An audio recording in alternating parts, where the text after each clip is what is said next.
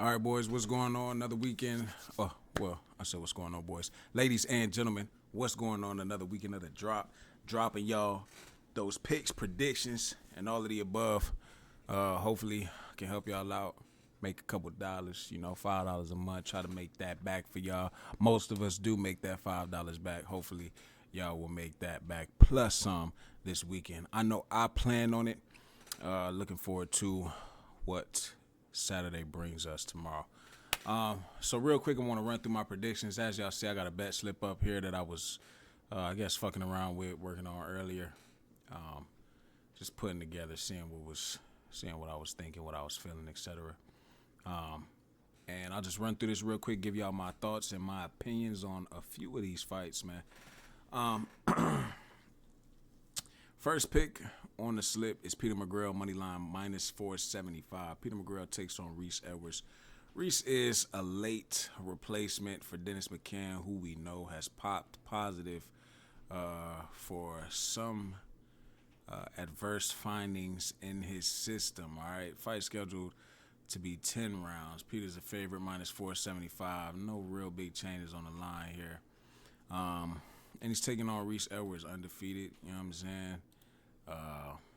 Naturally bigger guy, fighting at 126, 130.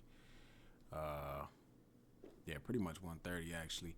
Peter McGrail was scheduled for 122 pounds, I believe, with Dennis McCann. So they moved his fight up to Reese's weight. Reese has gotten, from what I heard, allegedly probably got to Riyadh, a couple days before weigh-ins, or damn near the day before, or on the day of weigh-ins. So, not sure, how it works out for Pete, but apparently, he was in camp preparing and getting ready for a fight against Leon Woodstock, a more, experienced professional fighter. But Peter McGrail has all the amateur pedigree in the world. I think that McGrail has, of course, the technical superiority, the experience to, be able to adjust.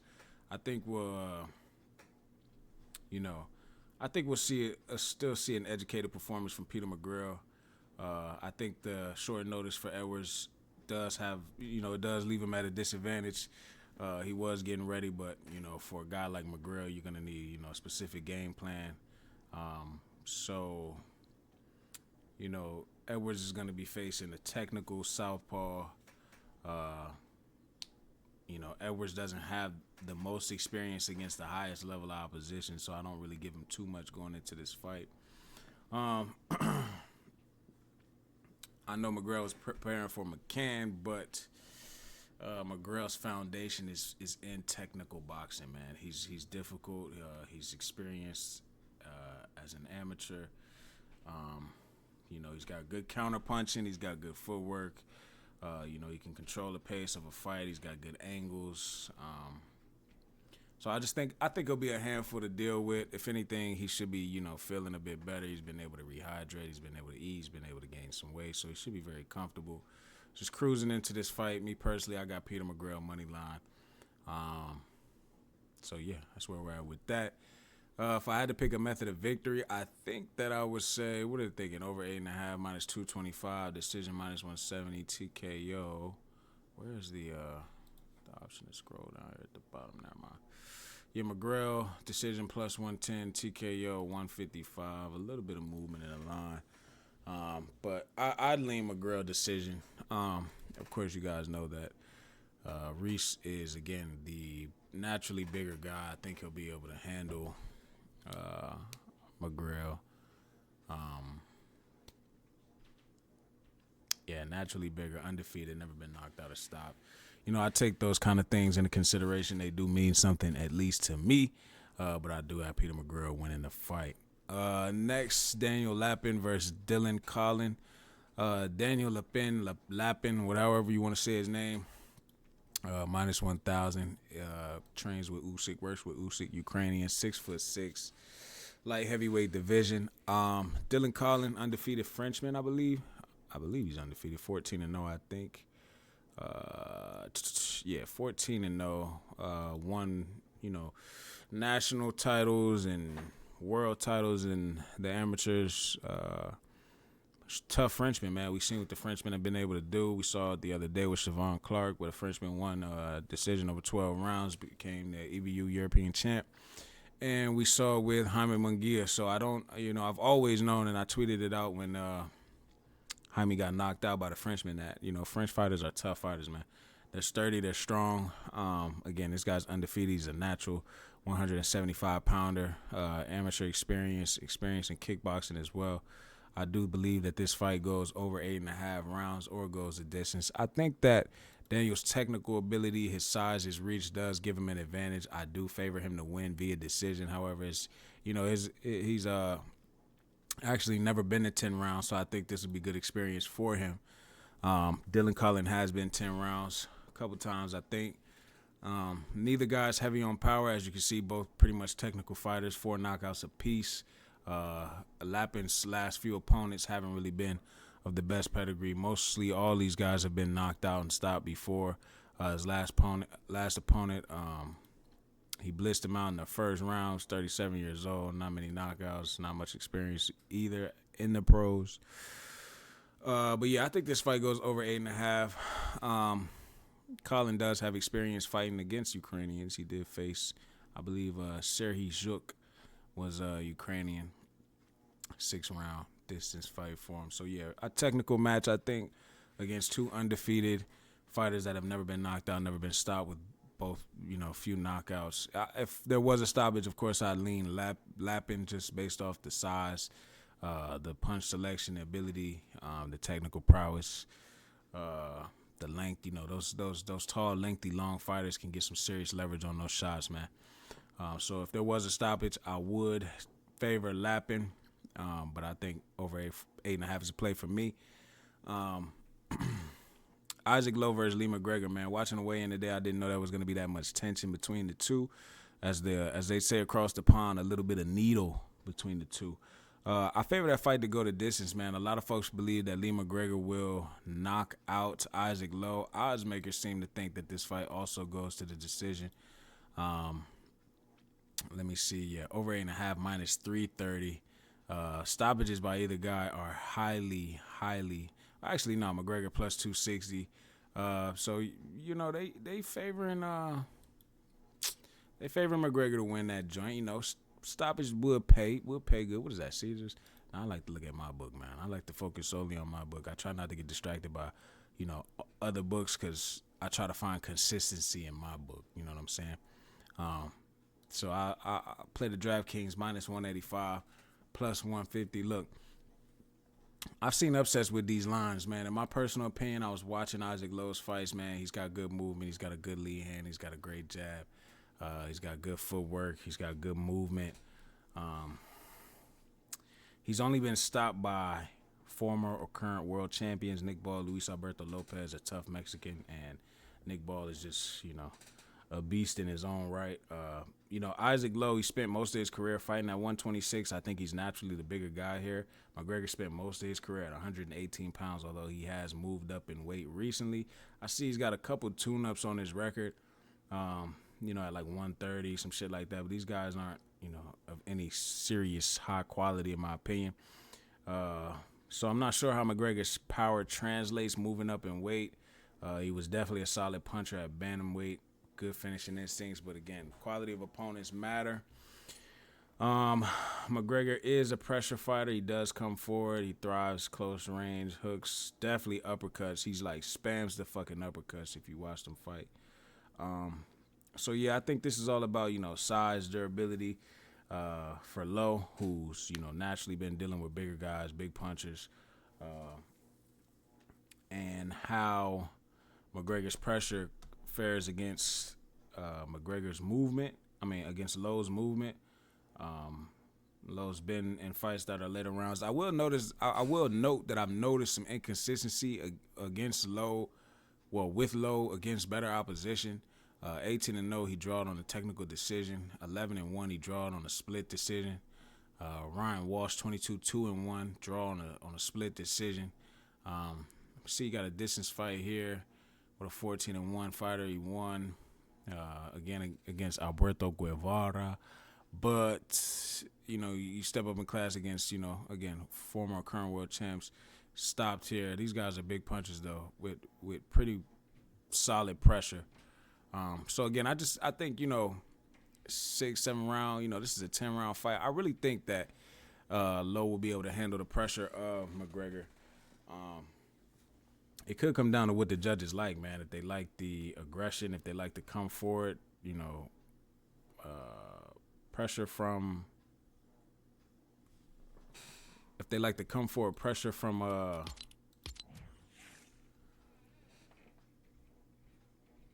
McGregor, or do they like the boxing from Lowe? You know what I mean? So if McGregor can cut him off, if he can, force him into exchanges, uh, he could get edged ahead on the scorecards. But I think Lowe has I think Lowe has the tools to outbox him, man. I think he can be slick, man. He's crafty. He's durable. He's a volume puncher. Again, lateral movement, good IQ. Uses the jab. He can explode. He can work well off. Pause. He can he can explode with his punches. You know what I'm saying? He can be quick off the front foot. Close the gap pretty well. He can work well off the back foot. I just think intense pressure, high power, high aggression can get problematic for him. So I don't know, man. It's gonna be a close one. I just lean that one to go the distance. I think the odds makers got it right at -245, just because Lowe has been at the higher weight. He's, I don't believe that. I don't know if or believe, because I couldn't really find much footage on Lee McGregor, but I don't know if he's of the class of a Nick Ball. I don't know, like if he's beyond domestic level, if he's world level. Losing to Eric Robles over 12 rounds, you know what I mean, and a guy who's got most of his wins by knockout, your stamina is usually in question in the later rounds. So I don't know. I think, Lowe swears he's going to knock him out. I'm not sure if he will, because McGregor's never been knocked out, never been stopped. And Lowe isn't the biggest puncher as well. Look at the guys he's knocked out. They're not nothing too serious. Let's look at the history that I have on this type of line. -185, -190. Again, looking at only my book, because that's what I try to go off of to find consistency in my book. 190, 185. We'll just take what data we do have. Of course, there's probably thousands of fucking fights missing. Well, not even probably. I mean, I'm certain there's thousands of fights missing that I just don't have record of. But what I do have record of, I think I got about 500 fights here, maybe more. And then I just like to keep track of the certain outcomes that have happened with lines like this. So looking here, if y'all can see, hopefully you can, all the fights that were either -190 or 180, which is only 3. The favorite did not win. So take that for what it's worth. Again, I think the fight goes the distance. I would take the risk on Lowe. Honestly, I'm not all the way impressed with Lee McGregor. I think Lowe is durable. Again, I think it means something that he's only been stopped by two guys who turned out to be current or former world champions.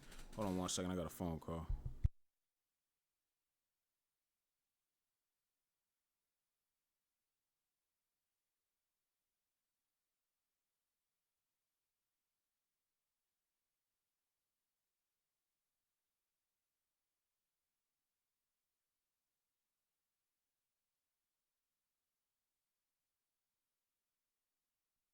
All right, yeah. So that's where I'm at with that. But yeah, I would lean Lowe to outbox him on points, man. I don't, Lee swears he's gonna knock him out again. I'm not too sure about that. So yeah, I lean Lowe on points. I would take the risk money line with Lowe too. I'm not gonna lie. Peter McGrail, we did that. Moses Atama and Dempsey McKean. I heard Dempsey McKean says that there's a rematch clause, and if they had faith in Moses, why would they ask for a rematch clause? Listen, man, it's the heavyweight division. One shot can change anything. However, Moses Atama is a significant favorite to win this fight. Fight goes to decision. Listen, I don't know. Dempsey McKean, I don't think he'll have much power that'll deter Moses Atama. He's been inactive. He's been out of the ring for 16 months. Coming off a stoppage loss. But I mean, it's only 10 rounds, so I'm not too sure, man. I'm not too sure if this will go over 6.5. I think it definitely has the potential to. Moses is somebody who has been blitzing through everything. Nobody's been able to go past 6.5 with the kid. Um, yeah, man, I think it'll prove a tough test. I think Atama stops him though, man. I really do. Probably later, probably past 6.5. Um, you know, I personally think I would take the. Let me see here. Again, I think I put Italma stoppage on a parlay and probably straight bet over 6.5. I mean, I do see, again, only 10 rounds. I think that McKean's been in there. Hergovic got that amateur experience, pedigree, Croatian boxing style, hard puncher. So I would like to think that, Dempsey can take Moses the distance, right? Um, but yeah, the inactivity coming off a stoppage loss, I don't know, man. Inactivity can't always hurt a guy. Like I've said this before, sometimes it's good. If you got injuries or whatever, you have plenty of time to heal, rest, recuperate, recover. Go to the drawing board, strategize, come back with a game plan. Let me see what the minus 1600s will look like. Is any movement on this line? Minus 14, minus 16. So it got a little bit wider. Let me pull this up real quick. Select all. Trying to make this one of the shorter videos as well. I usually spend a lot of time on these videos. Listen, as y'all can see here, minus 14, minus 1600, 9 times out of 10. You see all these did the favorite win? 9 times out of 10 for at least all the data that I have. It's a yes, all right? Of course, we had the Jaime Munguia. Let me see. No. It was Mark Chamberlain versus Josh Padley, minus 1400, 800. Josh Padley decision plus 18. Ruben Villa versus Suleiman Segawa. I know y'all remember that, man. That one was a crazy one for me. I did not expect Suleiman to pull it out over pause. It's a couple pauses in here. You know what I mean? I'm still young, man, so I throw the pause out there. But God damn, I didn't expect Suleiman to defeat Villa like that, man. That shit was crazy. He was really in there whooping his ass. But those are the only 2 out of all these that I got where there's been an upset. I really don't see Dempsey McKean pulling off a decision win. I don't see him pulling off a stoppage upset. I think the most he could do again is go over. But Itama is one of those guys, man. He's a athletic. He's got the athleticism. He's got power in both hands. He just doesn't have that experience at the professional level. But he's got good head movement. He can get out of the way of shots. His footwork is excellent for a heavyweight, man. He has good positioning, knows how to create angles. He can land clean shots. And I think he's one of those special ones, man. Really one of those fighters that might just be the truth at heavyweight. Good defensive awareness, man. He's a real patient young dude too. He doesn't rush for knockouts. He doesn't get overwhelmed and try to blitz guys out of there when he gets them hurt. He knows how to set these attacks up. He's methodical. He can lay the traps. He can wait for those openings. You know what I mean? And he has that ability to adapt. You like to see adaptability amongst up and coming prospects, man. So. Of course, what we've yet to see is his stamina in later rounds. So hopefully Dempsey can, bring that out of him. Of course, that's why I say there's potential for this to go over 6.5. You haven't seen him in those later rounds. You want to see how he fares. Can his stamina hold up in a tough ass fight? Because we haven't seen that yet. So for me, I think that I think Itama gets him out of there, man. He's been active. He's been taking on progressively more challenging, tougher guys, even though he's been making them look like they're nothing. He's a wide favorite at only 19 years old, as he said in a press conference. So there's going to be questions to ask about McKean and his sharpness, being out of the ring rust, and all that shit, his timing, his power. I just don't think he'll have enough. If McKean can keep Itama on the outside, he has a chance to extend the fight, but I think that Itama's pressure, the body punching, just the rhythm, the skill, the sustainability of the attacks. I just think he's gonna get him out of there, man. So that's that. I got Moses Itama money line. I think he stops him. And yeah. Possible upset fights, if I had to say so. Ishmael Davis against Sergey Boychuk. and David Allen against Johnny Fisher. Now, I know they were saying that Johnny Fisher allegedly looked to be in shape. I saw him on the weigh-ins today. He didn't look the greatest. His belly was poking out like a motherfucker. But then I went back and I looked at the weights that he's been previously. And, you know, he seems, I think, if I'm not mistaken, you know, he's pretty much at the weight he's always at. I think he looks the way he's always looked. Let me see, David Allen. You know, I just hate when this fucking box rec ads just pop up and fucking bullshit. You know what I'm saying? So 257, 255. I mean, you know, yeah, this is the weight that he's usually around. All right, so this is, you know, I don't know if this is a big concern or not. Now, the thing that sticks out for me here, right, is the fact that Johnny Fisher has never been past 7 rounds, and David Allen hasn't been past 6 rounds in 5 years. All right. His last time going 10 rounds was against David Price in 2019. Since then, he's not really gotten any rounds in. Frazier Clark had an extensive amateur pedigree. David Price, I believe, is among the same echelon. And, you know, outstanding professional, amateur, Tony Yoka, all these guys are the same echelon, I would think. Luis Ortiz, Dillian White. He's only, you know, he's been stopped by top guys. I'm not sure what type of, you know, Johnny Fisher is really that. I just think there's a potential for an upset here. I think that David Allen has plenty of experience. I've seen some comments about he's just here for a payday. You know, that could very well be the case. Man, this is a tough one, man. This is really a tough one.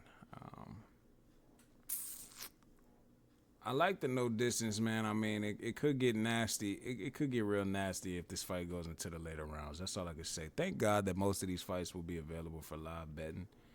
You know, Fisher's aggressive, man. Heavy hands, good volume for his size.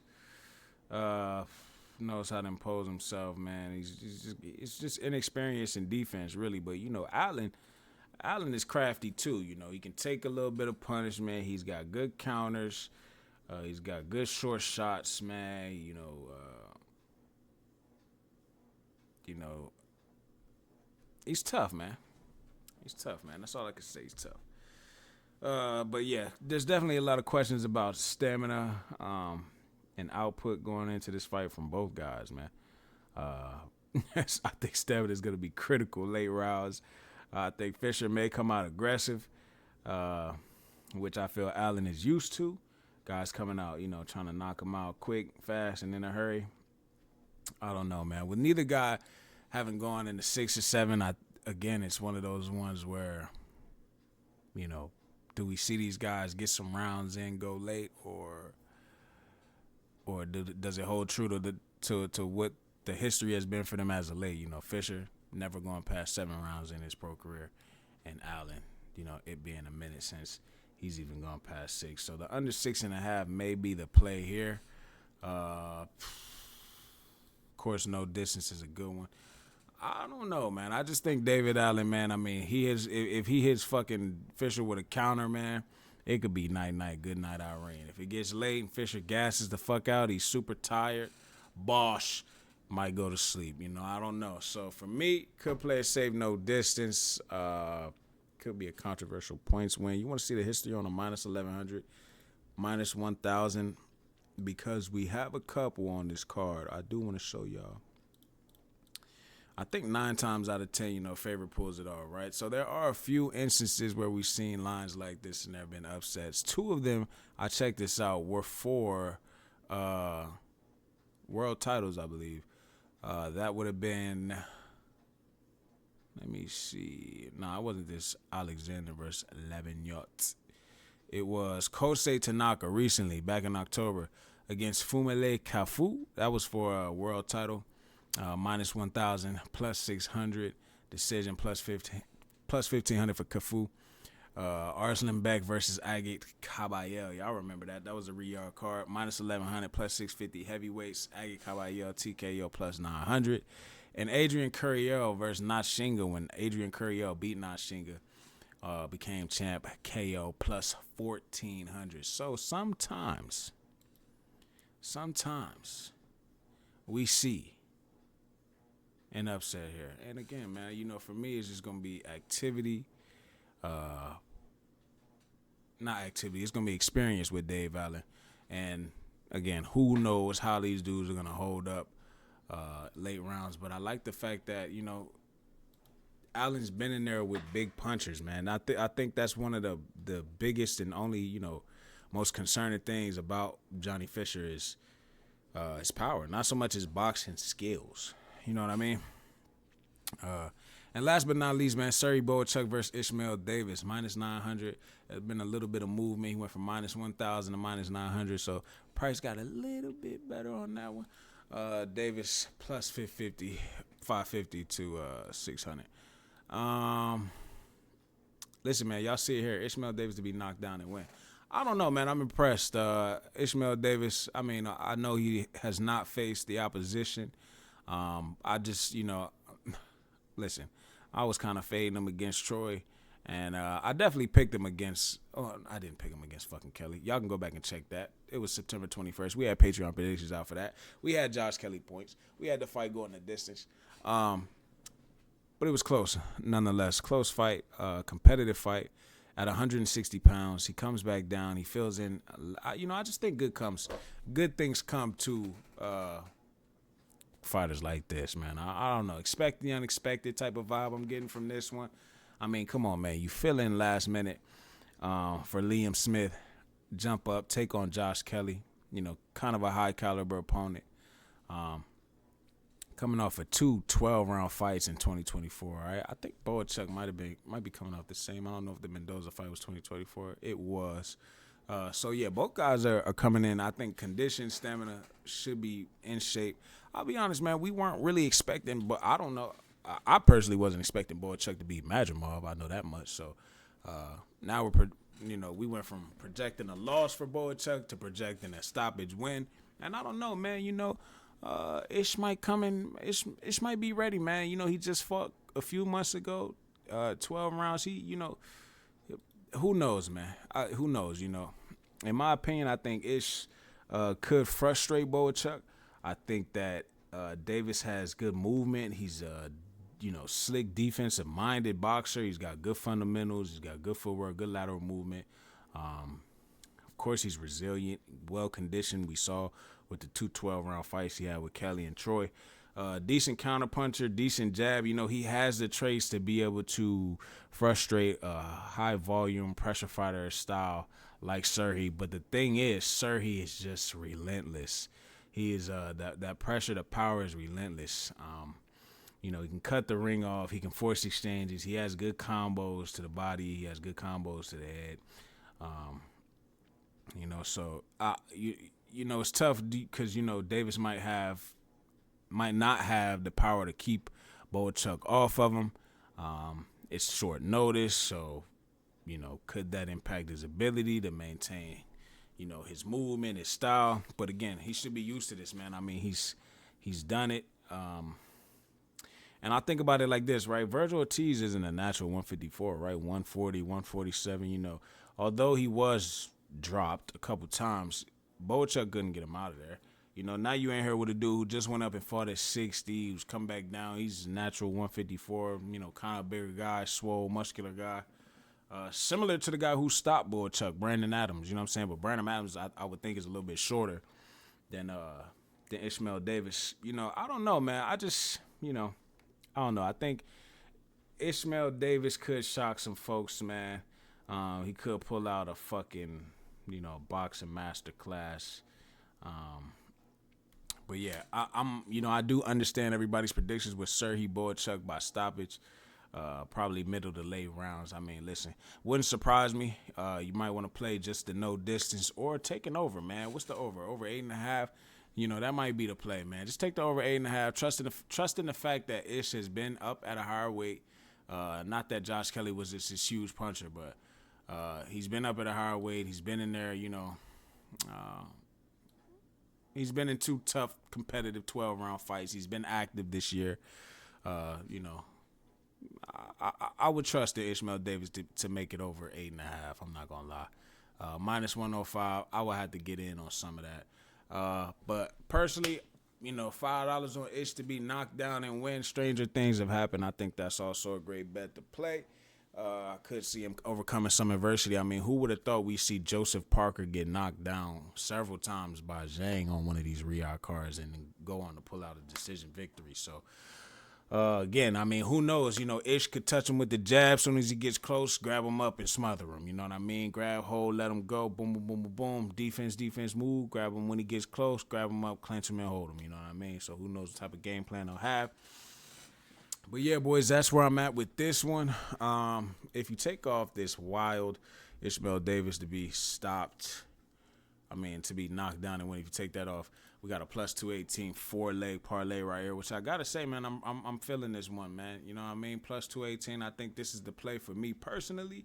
The main event, of course, I got no idea. Everybody's leaning Fury.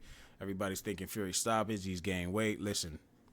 Live bet it, man. Main event, live bet it. I will say I'm going to speak ahead for the Fernando Martinez and Ioka fight. I wish somebody would tap in with me. Let me know what y'all think about this fight. No distance is plus 310. Why in the fuck would these dudes, as good as they are, as hard as they punch, go the distance the second time in a rematch? I don't think it will. I think that fight doesn't go the distance. So, y'all let me know what y'all think about that. Just a heads up in advance. I wish all of y'all the best of luck. Merry Christmas. And, again, man, we might be cooking up live plays in the chat. So, again, these are my picks. And, yeah, I wish y'all the best of luck, man. Take it easy.